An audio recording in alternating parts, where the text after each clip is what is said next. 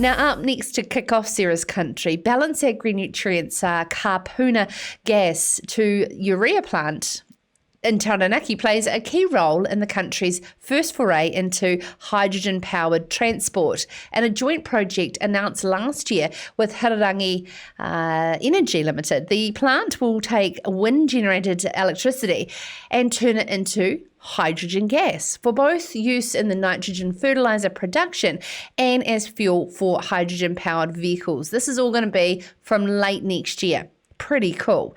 $50 million project means Ballance will no longer use natural gas as its main hydrogen production source for fertiliser, instead producing hydrogen for the plant using an electrolysis. Oh my goodness. I'll have a very interesting process that we're going to discuss now with Chief Executive for Ballance Agri-Nutrients, Mark Wynne. Please, could you explain that word? I just had an absolute mind blank. Electrolysis. There we go. Thank you. Yeah. Exactly. Mark, what a wonderful progression towards green gas. Could you just tell us more about how this technology actually works? Yeah, thanks. Well, we're really excited by it. The process is really simple. First of all, we build wind turbines, and obviously they'll capture the wind to generate electricity. The electricity we will feed through a device called an electrolyser. And literally that splits water, which as we all know is H2O, and it splits it into the two hydrogen and the oxygen molecules. We will capture both those gases, and in particular the hydrogen, we will feed firstly into our plant. And the process from there is hydrogen mixes with nitrogen from the air to make ammonia, and then the ammonia is further processed into making urea. And the other use we can have for the hydrogen is, of course, to take it into the heavy transport market and start converting not so many cars, but mainly the heavy transport. So think milk tankers, bulk haulers, ultimately tractors, trains, ships, etc. Big heavy equipment converting from diesel into hydrogen, which when burnt only converts back into water. Very exciting development in green energy technology.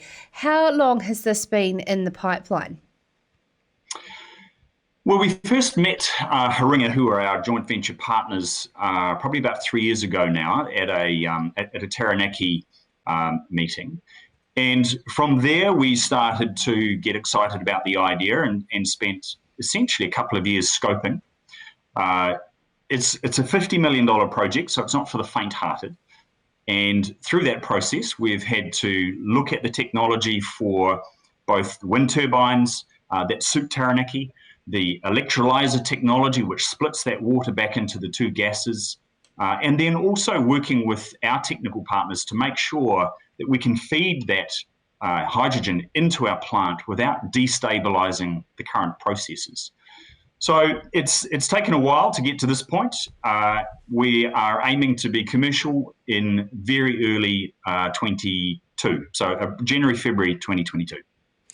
A lifeline for Taranaki is a region facing the end of natural gas, but how does it stack up in regards to commercialising it in comparison to the price of natural gas? Well, natural gas is still cheaper. There's no question about that.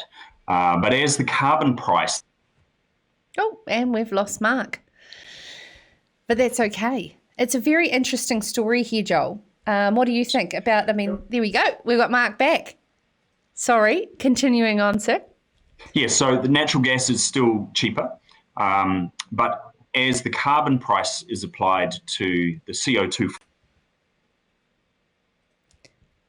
It's dropping in and out. So that's okay. There he is. We're having problems, aren't we? That's okay. Let's have a third go. Right. So the current price of natural gas, it's definitely cheaper to make urea from natural gas.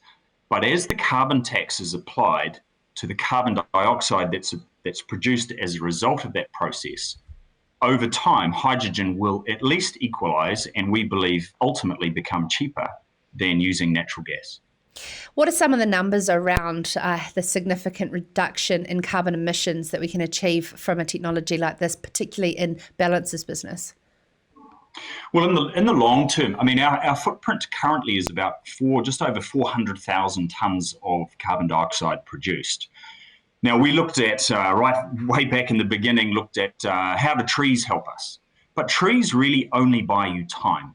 And the problem with trees is that while it gives you 20 years of credit, that land is mortgaged for generations forever into the future. So for a large-scale producer like ourselves, hydrogen really was the only answer. Our first stage is what we call stage one. It's $50 million. It really is to learn that this technology can work. And we can break this chicken and egg cycle of no one wants to put in hydrogen capacity because there's no hydrogen trucks demanding it in the transport market. And of course, no one wants to buy hydrogen trucks because there's no one supplying hydrogen as the fuel. So the beauty of the comparison, the partnership between Haringa and Ballance is that Ballance can flex the supply into the transport market by absorbing the hydrogen into our own process while the heavy transport market is developed. In this first stage, it's the equivalent of taking about 6,000 cars off the road, which would obviously have zero carbon footprint. Mark, I've got some comments in the comments below saying that I was a bit out of line by making a bit of a snarky comment around collaboration with this government and industry. I'd love to ask you how much conversations you've been having around this with James Shaw and the flexibility of the Zero Carbon Act as technology and science evolves. Yeah, we were involved in a lot of conversations on many fronts with both Minister Shaw and the coalition in general. But specifically for this hydrogen initiative, the government has stepped up very well. They have put forward, and we had Deputy Prime Minister Winston Peters confirm this on a site visit a few months ago. So the government are going to invest $20 million into our $50 million project, particularly on the electrolyser side. So I have to say they have put their money where their mouth is in this particular project. So we're happy. Good. That's what we want to hear. Now, Mark, just before we go, we do have a lot of fun with our guests, and I don't know if you can do this off the top of your head, but what is some of those, one of those nice little comforts that you enjoy in winter, just to make it that much easier when it gets a bit colder? Oh, single malt whiskey. Good work. Warm from the inside out, eh? Exactly. Thank you so much, Chief Executive for Ballance Agri-Nutrients, joining us there, Mark Wynne.